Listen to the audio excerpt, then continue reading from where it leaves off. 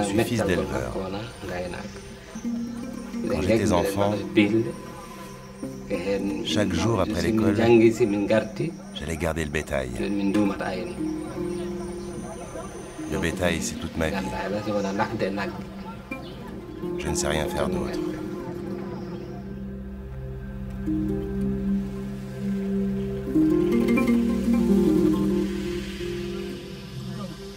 Pendant combien de temps les grandes ethnies d'éleveurs africains, Peuls et Arabes, vont-elles pouvoir continuer à parcourir librement les grandes plaines du continent pour conduire leurs troupeaux de point d'eau en point d'eau à la recherche de précieux pâturages? Dans notre monde en rapide évolution, que vont devenir ces bergers qui depuis des siècles ont réussi à acclimater leurs zébus et leurs moutons à des régions arides et inhospitalières et à développer une forme d'élevage souple et autonome?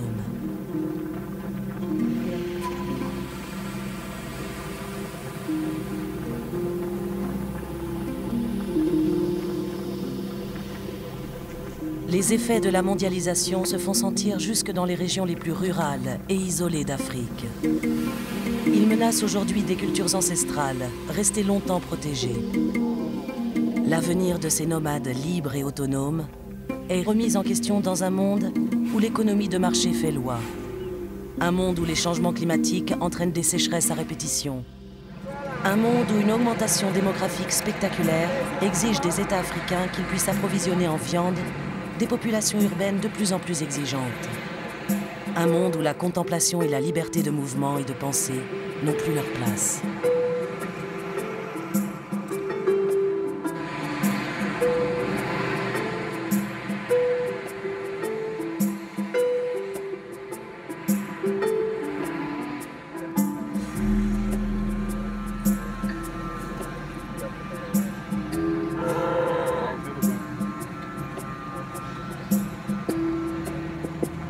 À Yoff, on a trop de difficultés, trop de difficultés. Hassan a fait 60 ans, moi j'ai fait 35 ans. En ce moment, avant c'était très bien parce qu'il y avait assez de pâturage. Mais actuellement nous n'avons pas de pâturage. Les routes sont barrées, nous n'avons pas de quoi à faire boire nos troupeaux.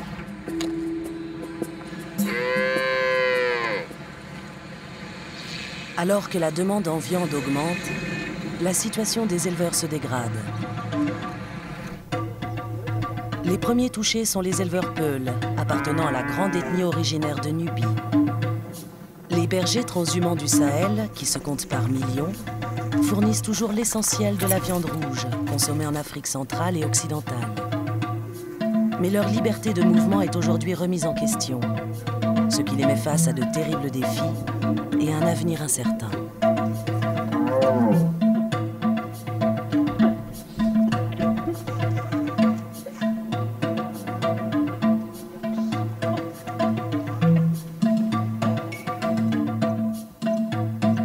L'alimentation du bétail en zone sahélienne, elle repose quasiment à 95% sur le pâturage naturel, qui n'est pas très important et qui n'est pas très productif, hein, de 400 à 800 kg de matière sèche, bon, et qui subit les aléas climatiques. Donc là, il s'agit surtout de maintenir la transhumance, qui est le moyen d'aller chercher l'herbe où elle est une année et pas une autre. Donc ce déplacement est un système pour pallier les sécheresses et les risques inhérents à l'élevage et à l'alimentation du bétail. Et puis dans les zones plus sahéliennes, ces éleveurs sont les seuls qui peuvent mettre en valeur des terres qui ne peuvent être mises en valeur que par des animaux avec 4 pattes qui vont chercher de l'aliment et qui reviennent le transformer en viande qui est vendue. On ne peut pas faire de l'agriculture sauf à tomber dans les problèmes oasiens avec de l'irrigation, mais on ne peut pas faire des oasis partout. Donc la production animale est la seule qui peut valoriser ces zones marginales. À Dakar, un pôle de recherche sur l'élevage pastoral en zone sèche a été créé depuis une dizaine d'années. Son terrain d'action s'étend du Sénégal au Tchad et son équipe s'efforce de faire comprendre aux États africains les atouts des systèmes d'élevage traditionnels transhumants. dans un contexte économique, dans un contexte écologique, à mon avis, il n'y a pas d'autre système qui permettrait de produire mieux que ce que nos éleveurs font actuellement. Il suffit juste, comme on dit, par rapport aux objectifs de l'État, par rapport aux problèmes qui se posent du fait qu'il y a une augmentation de la démographie, il y a aussi un besoin de produire davantage, de pouvoir accompagner ce système au même titre que l'État le fait pour les autres systèmes de production. Au Tchad, pendant la saison des pluies, les éleveurs nomades occupent les grands espaces du nord du pays. Des espaces qui se couvrent alors d'herbe, comme c'est le cas près de la ville de Moussoro.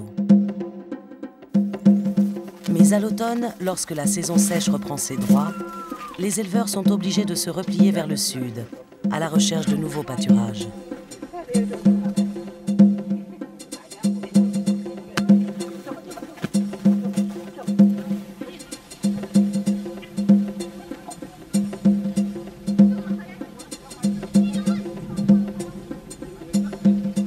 Les éleveurs nomades entament une longue transhumance de près de 500 km, en longeant le lac Tchad, puis les fleuves Chari et Logone jusqu'au sud de la ville de N'Djamena. Tous les jours, les rives du Logone sont le théâtre d'un impressionnant ballet. Des dizaines de pasteurs peuls et arabes y amènent boire leurs zébus, leurs chameaux, ainsi que leurs chèvres et moutons.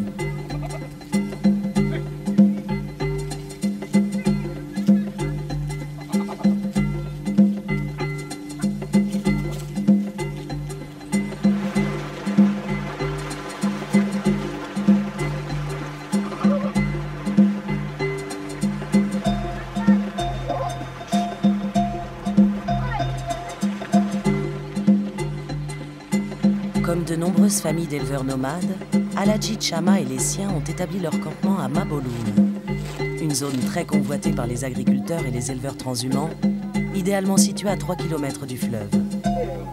Ici, comme un peu partout dans le pays, les zones de pâturage et les couloirs de transhumance, créés il y a plusieurs siècles au profit des éleveurs nomades, ne sont plus guère respectés par le reste de la population.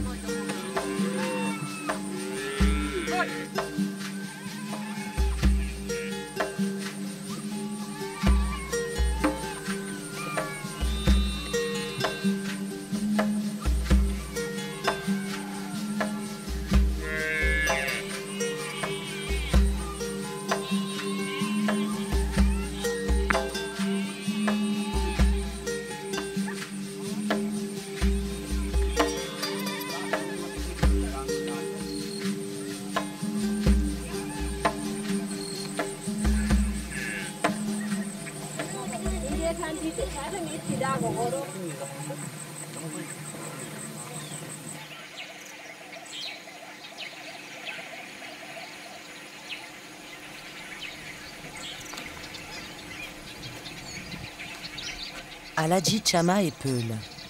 Comme tous les éleveurs de son ethnie, il ne connaît pas le nombre exact de ses bêtes, mais il connaît chacune d'elles par son nom. À la seconde où un animal disparaît, il le sent et il sait lequel. Les bêtes sont la raison de vivre des peuls et leur principale source d'alimentation à travers le lait de leurs vaches. Actuellement, en saison sèche, nous avons besoin qu'on nous facilite l'accès au pâturage et aussi au mares. Nous avons sans arrêt des problèmes pour accéder au terrain et au point d'eau. Le problème, c'est tous ces champs cultivés. Si les cultivateurs font leurs champs ici, ça nous oblige à aller plus loin, où il n'y a plus de culture. Il n'y a plus de place ici pour nous. C'est notre plus grand problème. Ils se mettent tous à cultiver dans ce coin.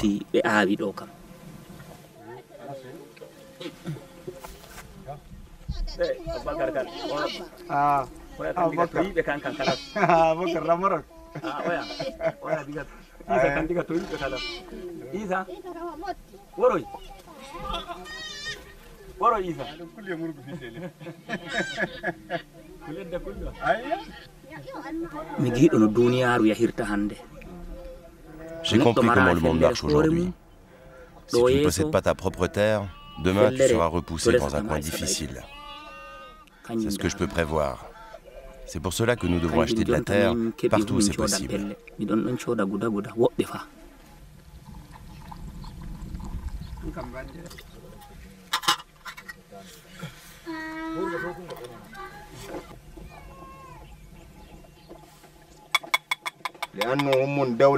Ce pays a oublié ses éleveurs. Au Tchad, il n'existe pas de loi qui organise la transhumance. Il n'y a qu'une loi qui date du 31 octobre 1959. Elle est très ancienne et inadaptée aux conditions actuelles. La population et le bétail ont augmenté. La progression du désert a aussi provoqué l'arrivée d'autres éleveurs dans des zones autrefois réservées aux peuls. Les anciennes routes de transhumance sont perdues. Les nouveaux couloirs sont devenus des champs cultivés. C'est à l'origine de ce que les gens appellent les conflits agriculteurs-éleveurs.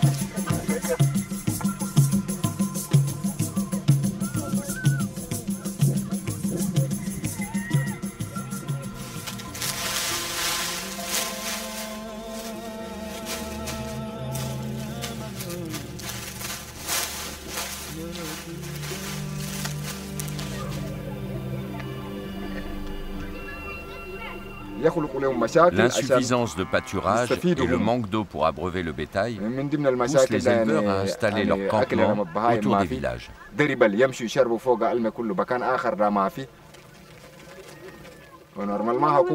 Normalement, l'État devrait forer des puits loin des villages et préserver des zones de pâturage. Comme les éleveurs sont obligés d'utiliser les puits des villages, ça pose des problèmes. Souvent, les villageois considèrent que si les éleveurs se servent, ils n'auront pas assez d'eau pour eux et que si les éleveurs veulent de l'eau, ils doivent la payer. Parfois, cela provoque des conflits avec les éleveurs transhumants et ça peut même dégénérer en bagarre avec des morts. Les autorités locales en profitent pour dramatiser le conflit en rendant les agriculteurs victimes des éleveurs.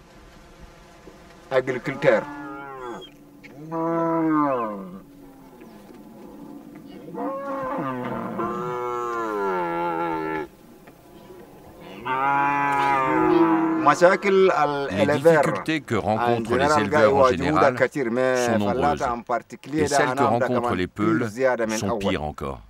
Parce que partout où ils installent leur campement, ils ne jouissent d'aucun droit. Ils sont rackettés par les autorités des localités voisines qui leur collent des amendes sans raison. Certains ont même été tués. D'autres ont perdu leur bétail. Ça arrive tout le temps lors des conflits avec les agriculteurs. Non seulement on doit leur payer une amende de 2000 francs CFA, mais on doit verser 5000 ou 10 000 de plus aux autorités. L'agriculteur prend l'argent et les autorités aussi. Pour l'agriculteur, c'est normal. Il a subi des dégâts. C'est le supplément pour les autorités qui nous fait mal. On ne comprend pas. L'argent taxé par les autorités, ça nous dépasse. Tous les vendredis, les éleveurs Peuls des environs de Mabouloum se réunissent pour prier et se donner les dernières nouvelles. Aujourd'hui, ils profitent du passage des représentants de leur association de nomades pour leur faire part de leurs doléances. Depuis quelques années au Tchad, comme dans tous les pays de la région sahélienne, des associations se sont peu à peu constituées pour défendre les droits des éleveurs Peuls.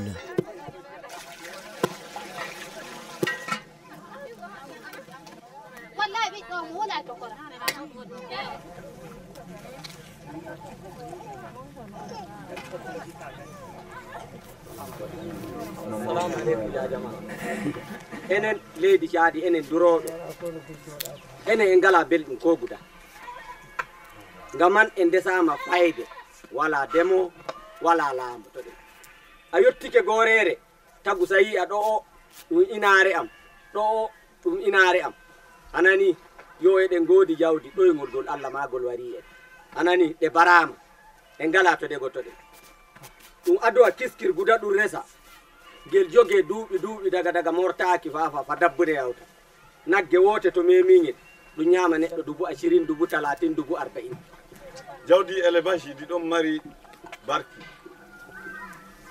idi ɗon kala gouvernement e ɗon watta 60 million ƴawɗa ɓe taxe sako wala dema wattata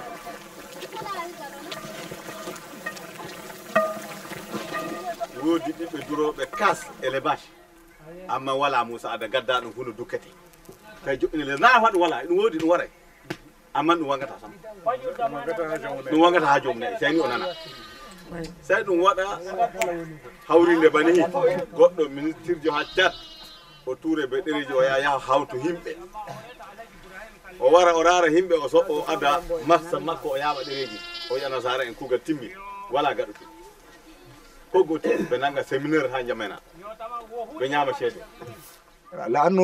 Les projets échouent car les acteurs concernés ne sont pas consultés. C'est planifié dans des bureaux et une fois sur le terrain, ça ne marche pas. Parce qu'ils ne prennent pas l'avis des principaux intéressés, ni celui des éleveurs, ni celui des agriculteurs.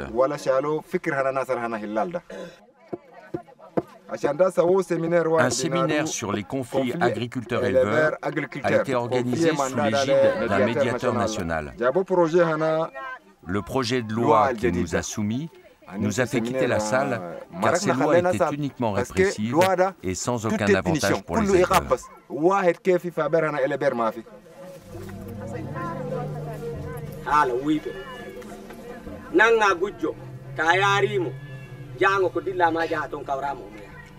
Anani dalime ittike ay dalime ittaki dama ɓeyduɗa dalime yo gaɗeɗa anani gujjo yotto waɗuma jango hakkuma ƴiwa ɓaawa yowanma ɓuuri ɗum ko gujjo waɗanma anani ɗum fu ɗum dalime dow meɗen yo hande bo ladde matorike en ngala enen ni hande belɗum jon jawdi wala belɗum enen jeeyi jawdi amma en ngala belɗum en maɗike ko gangare ɓuura en jonta dottiɓe ɓe to ɓe goni ɗano toɗo koko oto wala gam holugo wuyɓe to gujjo wari nder durayɓe ɓen jemma ɓen o wari ko oto o doggi kala haala makko metatake kanko o daɗi ɗum gujjo warimo o maayi baaɓe to gujjo waali to ɗum pullo kam nde laato to ɗum gujjo on kanko fiɗa hakuma wara laña to pullo woni pat heɓa ɓe nanga ɓe kefti barɗo ɓe keftama kamɓe yoɓoɓe tan diyaare min mii to boddi wara ɗum waɗani ndiya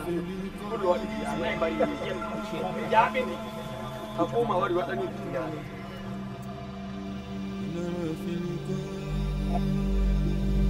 La multiplication des conflits armés s'est accompagnée de l'apparition d'une nouvelle menace pour les éleveurs nomades.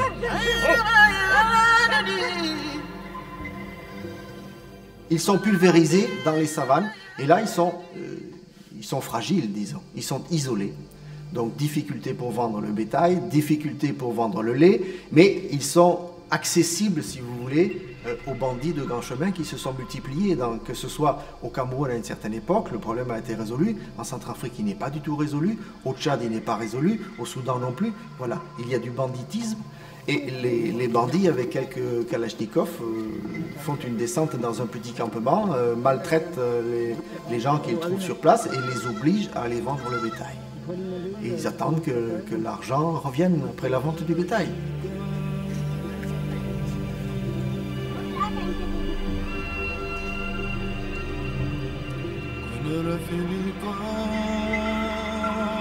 Aux dernières nouvelles, en République centrafricaine, il y aurait à peu près 30 000 éleveurs qui auraient fui la République centrafricaine et ses malversations.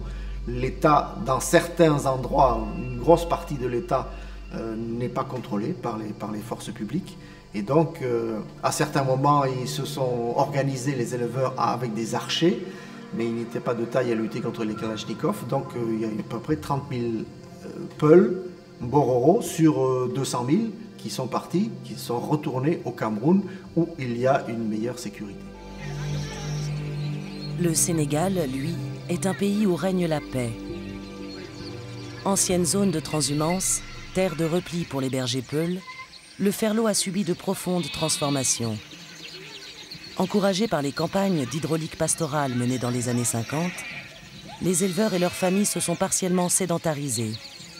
Ils se sont regroupés en minuscules villages à proximité de mares et points d'eau permanents.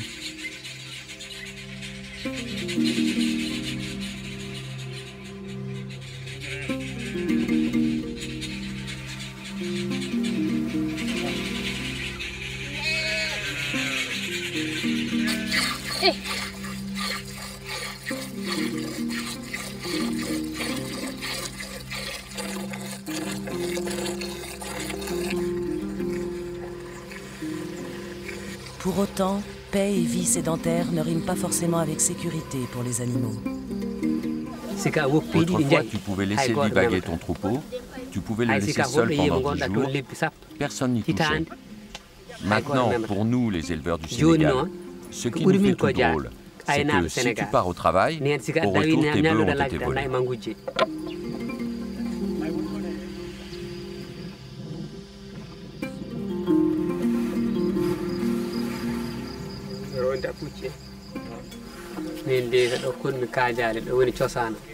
J'habite Kadjalé, c'est mon village d'origine. Mon grand-père, mon père et moi-même sommes nés ici. C'est ici mon origine. Je suis éleveur et je cultive la terre. Mais avant tout, je suis un éleveur. Je suis un éleveur qui a beaucoup de bœufs. Il y a 3 mois où tout va bien. Car pendant la saison des pluies, il y a à manger et à boire pour les bœufs. Mais passé les 3 mois de saison des pluies, on doit aller jusqu'au forage.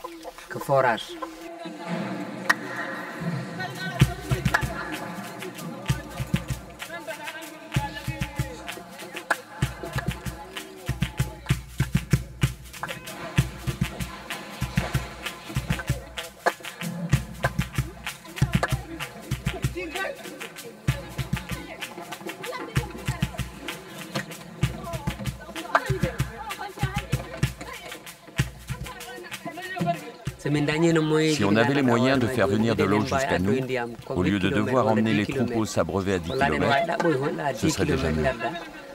On serait débarrassé de notre plus gros problème.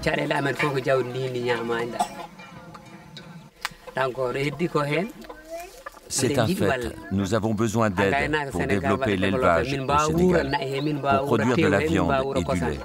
Mais on ne peut pas produire tout cela à cause de la sécheresse. Il n'y a plus d'eau, ni de mares pour boire, ni pâturage.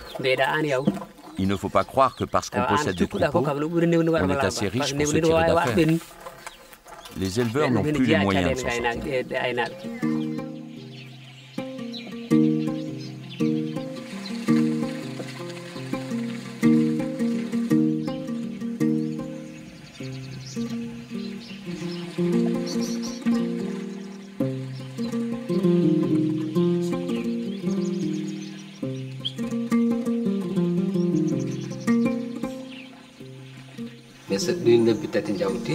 Passé les 3 mois d'hivernage, pour trouver de l'eau, les bœufs doivent parcourir de grandes distances. C'est pour cela qu'ils perdent du poids et ils ne boivent qu'une fois par jour.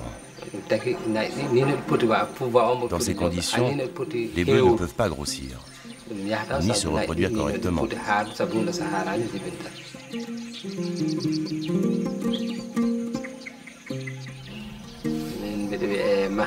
Je m'appelle Mahamka. Je suis né ici à Thialmé et je suis président du comité rural. J'ai grandi dans une famille d'éleveurs. Je suis fils d'éleveur.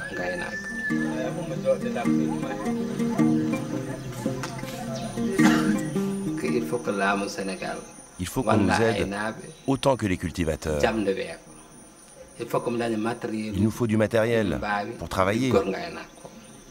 Il faut que le bidon d'eau ne nous coûte pas 500 francs. Il faut qu'on puisse accéder à l'eau, comme les cultivateurs. Avec des camions-citernes, on pourrait s'organiser et ramener de l'eau, même de loin.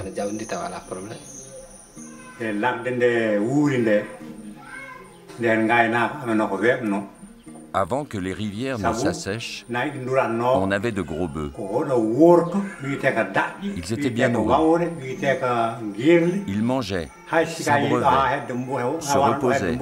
Et d'une ville à l'autre, on trouvait toujours de quoi s'approvisionner. Les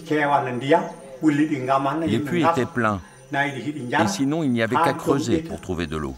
Maintenant, les bœufs manquent d'eau et les vaches ne peuvent plus allaiter leurs petits.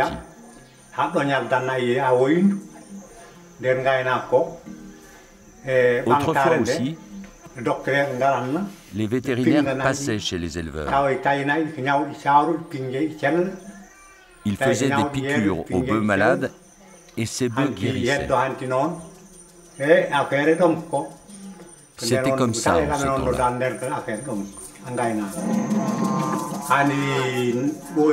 La quantité de vaccins qu'on te donnait autrefois pour quelques bœufs sert à vacciner 500 têtes aujourd'hui.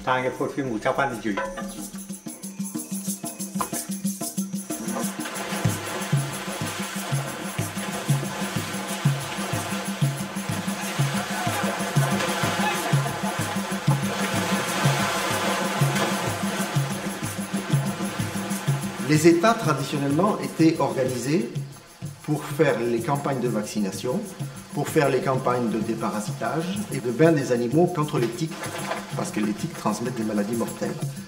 Donc avant, c'était l'État qui se chargeait d'organiser la santé animale et souvent de la prendre en charge financièrement. Puis il y a eu un changement de stratégie au niveau mondial avec la Banque mondiale et le Fonds monétaire international qui ont demandé que finalement les producteurs prennent en charge la totalité des coûts de la santé animale. Donc il y a eu démantèlement des systèmes d'organisation de santé animale pour les remplacer par la privatisation. Donc finalement, la santé animale n'est plus assurée dans ces zones pastorales extensives, où la densité est très faible. On comprend, un vétérinaire ne va pas aller s'installer dans un endroit où il y a 3 ou 4 habitants au kilomètre carré et quelques têtes de bétail.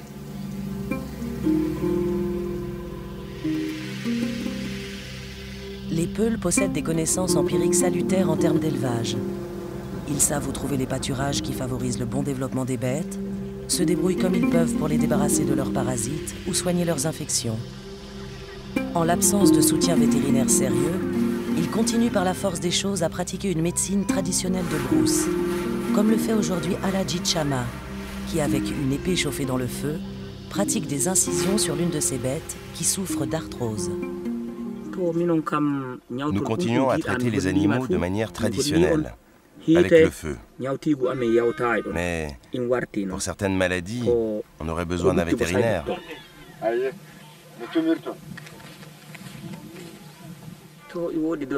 Aujourd'hui, les docteurs qui passent voir nos bêtes ne font rien de bon. Ils ne font qu'amplifier les dégâts.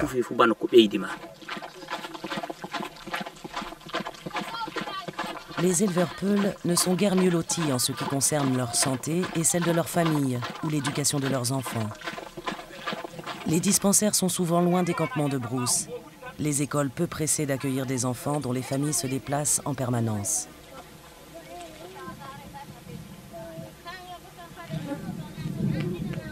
Les éleveurs en général souffrent d'une certaine marginalisation institutionnelle, politique.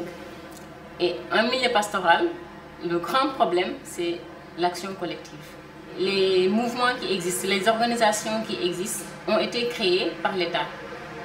Elles n'ont pas été une initiative des éleveurs à la base de se constituer en groupe, de se battre pour des questions qui les concernent. Et la plupart de ces organisations sont des organisations fantômes. C'est des gens qui ne sont pas réellement éleveurs, mais qui sont Peuls. Et le problème majeur au Sénégal, c'est qu'il y a l'identité d'éleveur qui s'imbrique à l'identité Peul.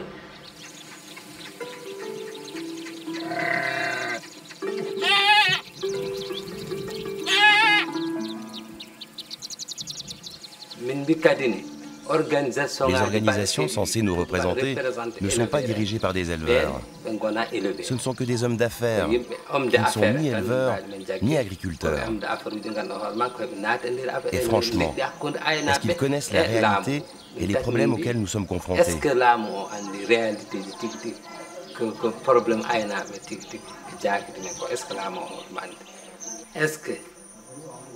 que les conseillers techniques et les spécialistes de l'élevage font bien leur travail? Est-ce que c'est l'État sénégalais qui néglige les éleveurs?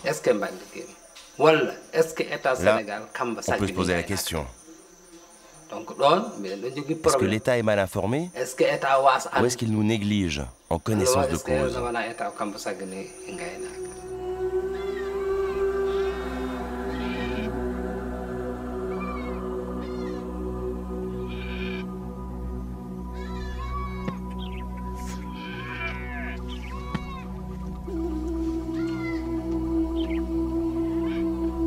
Les éleveurs traditionnels sont accusés de gérer leur cheptel de manière peu productive et de thésauriser leur capital en refusant de vendre leurs bêtes, soustrayant ainsi sa valeur au circuit économique.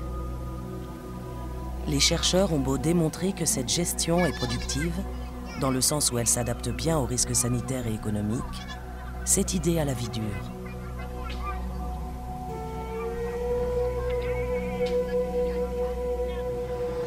Le premier terrain, on est un petit peu surpris, on a l'impression qu'on est face à une activité résiduelle des temps anciens, où on se dit c'est peut-être un prolongement au XXIe siècle de traditions ethniques dépassées par la mondialisation.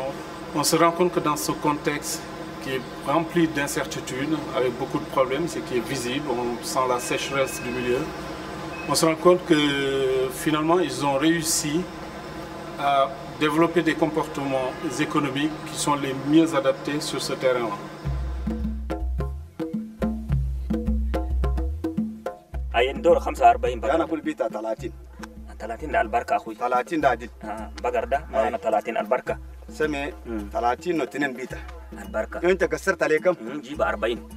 أربعين ما يجي ليتا خليتها خمسة ده جيب 40 بيتا لك 40 بقر يو قصر على شغل شوية أنا ده خليتها لك 40 ده كان بيتا ده جيب 40 سمي 30 وثمانية أنا بيتا أنقص على شغل شوية أنقص على خليتها لك ألف واحد خليتها ألف واحد سمي أنا كله خليتها لك ألف واحد نسيلك 30 وثمانية نجيب أقول سلمت عليه سي قال جيب أقول يوا ده لا ده هناك يو قرص دام باكر زين أنا نجي نانتي قرص هناك ونكرب بقرة أنا يوم المتى ما عليهم الهرباء باكر خميس جمعة صبر نجيب قرص هناك نكرب بقرة أنا نمشي أنا يو أنت 200 لعادة أنت 200 لعادة يو ما شاء الله تلقى 200 لعادة ما شاء الله ما شاء الله شكرا الله يبارك الله يسوي بركة الله يبارك الله يسوي مرحبا سنو ما شاء الله سنو بابا شكرا كنام بقر كله رب سوا دبر نشكمو On vend des bêtes pour acheter de la nourriture,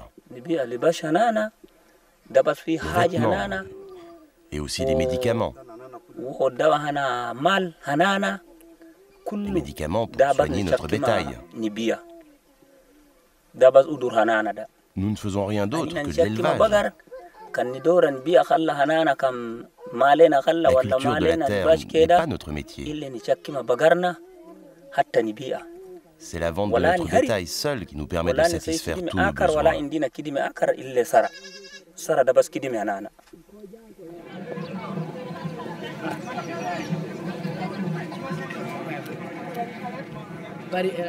C'est donc du marché que vient aujourd'hui la plus grande menace sur l'avenir de l'élevage extensif transhumant.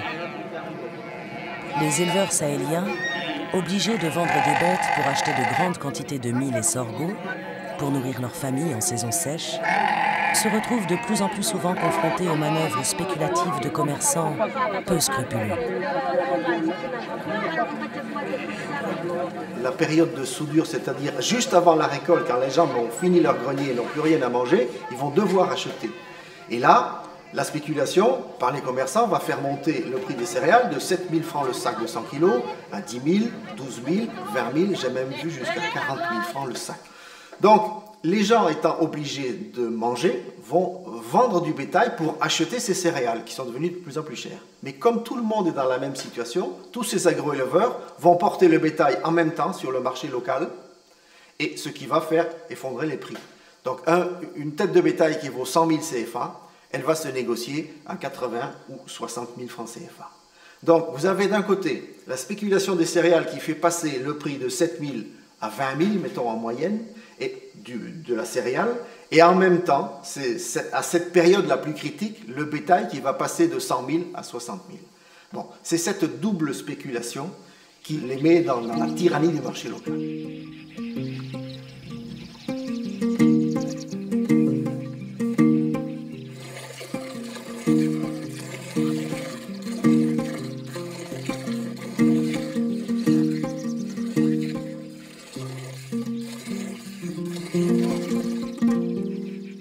Ce qui nous fait mal au Sénégal, c'est qu'on nous aide moins que les cultivateurs.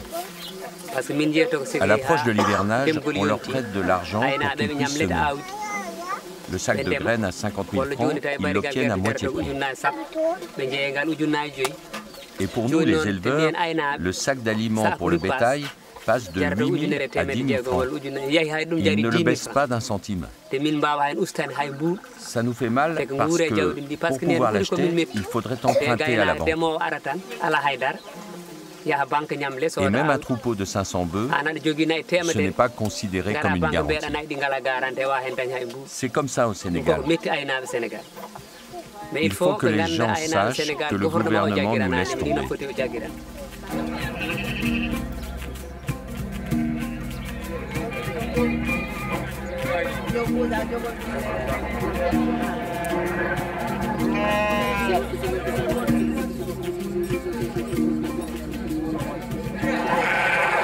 En 1962 temps boobu ak tey du benn maa ngi temps boobu maa ngi ak ngoon sax mu ngi jar fii fukk ak juróom maas dem ba ci fanweer léegi mu ngi ci 3500 ma 4000 xam nga bokkuñ loolu moo ko waral ko ak yàlla nit yi ñoo ko yóbbu marchandise moo ko yóbbu yokk bii nag moo yëpp xam na ko bu ñu ko taw mate mu seeree noonu jënd jox leen lekk jox leen ndox jox leen kooraay jox leen élément jox leen ripaas jox leen lépp ci poos rek lañu dundal li ci def nag wàllu élevage dañu dimbal dañ ko dimbal dañ ko dimbal min jeehinaamin ponde hay so tawi un ministère de l'élevage a été créé. Il y aurait dû y avoir des changements. Mais jusqu'à présent, de tous les problèmes posés par l'élevage, absolument aucun n'a été réglé. Ils ont dit qu'ils allaient aider les éleveurs parce qu'au fond, ils connaissent le potentiel de l'élevage. Mais finalement, ils ne s'intéressent qu'à leurs ambitions personnelles. Il y a un conflit d'attente, il y a un conflit d'objectifs. L'État, ce qui l'intéresse, c'est la fourniture en viande et en lait des centres urbains, la fourniture de produits animaux, alors que le peuple n'a pas l'impression d'être un fournisseur de viande. C'est un éleveur d'animaux avec une relation assez particulière avec les animaux, avec une gestion assez particulière. On a l'impression qu'il y a un malentendu dès le départ. Le gouvernement ne nous aide pas. S'il veut nous aider, il doit empêcher les éleveurs étrangers d'entrer dans le pays. Sinon, il tue notre production. Ces éleveurs viennent de Mauritanie, de Gambie, du Mali. Ils vendent leurs moutons et repartent du Sénégal avec l'argent. Ça me fait mal. La frontière gambienne est à moins de 300 km. Et tu ne peux pas faire entrer un kilo de sucre sans payer une taxe. Les frontières voisines laissent entrer des troupeaux entiers au Sénégal, alors que les nôtres ne peuvent pas sortir du pays. Mais pourquoi?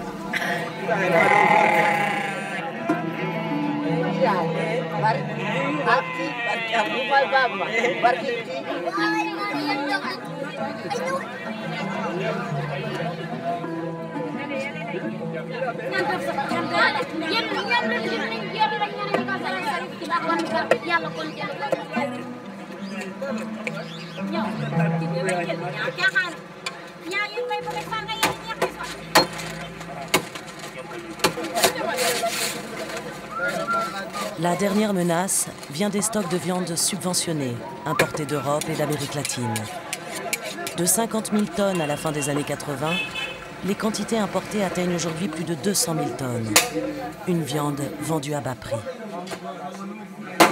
Les États ont besoin de viande le moins cher possible pour nourrir leur population, notamment des villes. Mais c'est en sacrifiant leur filière de production animale.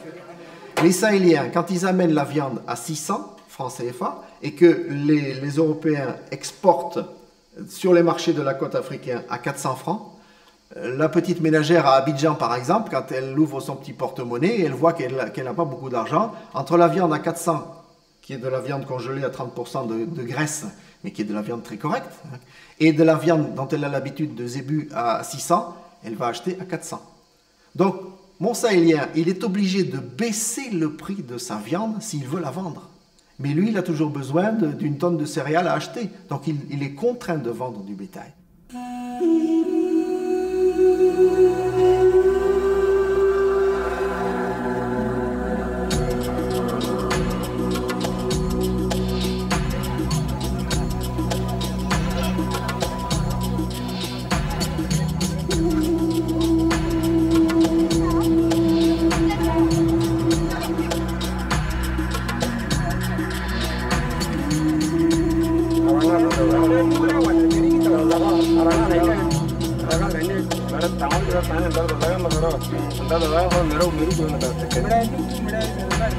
لا لا بقر ده عنده كله يعرفوا كله دولة كهرباء قريب 60 سنة دولة كهرباء بقر ده ولا 70 سنة ما نعرف كهرباء ده مالهم بترول ده مرق بس بقر ما عندهم فوق حاجة عليه حكومة يورينا أول شغل بيرفع ده اللي الترانسبور والبهايم هسه بقت الدولة بترولية ونحن منضغطين تعبانين حالتنا بالبلاء حتى لقمة العيش بقت لنا صعبة.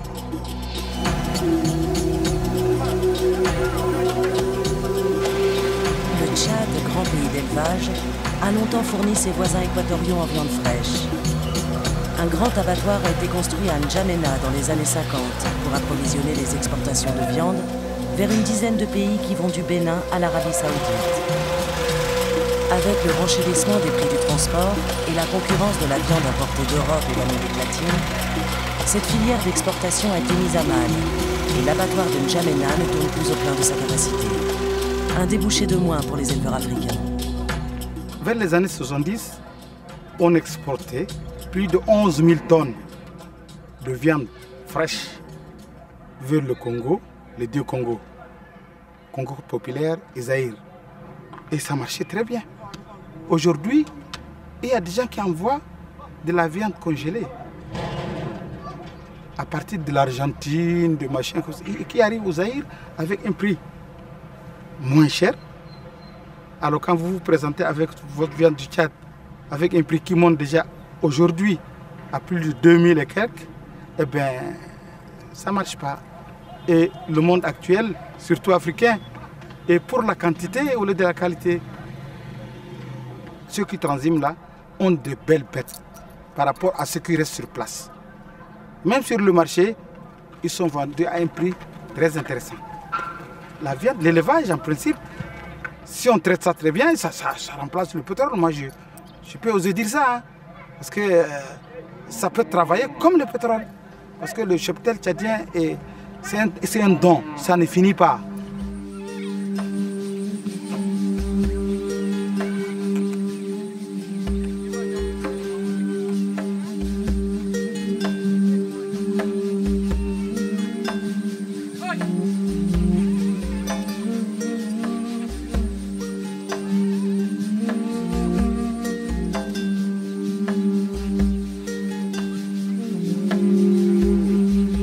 Au niveau international, nous, Européens, et spécialement les Français, parce que dans les années 90, l'exportation des viandes européennes à 42% était française, de la viande française.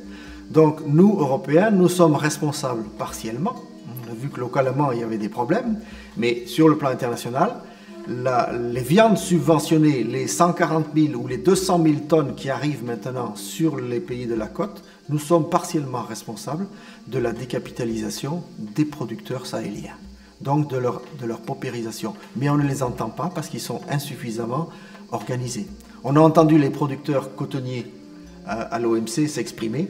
Il n'y a pas encore, bien qu'il y ait les prémices de l'Organisation internationale des éleveurs, l'UIOPE, qui existe, mais qui pour l'instant est une coquille assez vide, qui n'a pas la puissance des cotonniers africains, des organisations de producteurs cotonniers, mais il faut arriver à ça pour pouvoir discuter à la table des négociations de l'OMC. Il y a des choses qui, à mon avis, ne sont pas normales. S'il n'y a pas de changement dans les accords internationaux, notamment sur le problème de la viande, bon, là, je crains qu'ils se paupérisent jusqu'à finir leur bétail et se transformer, comme j'ai vu en Centrafrique, en pêcheurs. Au bord d'un lac, eh bien, vous avez un Peul Bororo qui n'a plus d'animaux et qui est pêcheur. C'est tout. Voilà, ça serait vraiment la condamnation d'un mode de vie et d'une société fabuleuse sur le plan de l'élevage.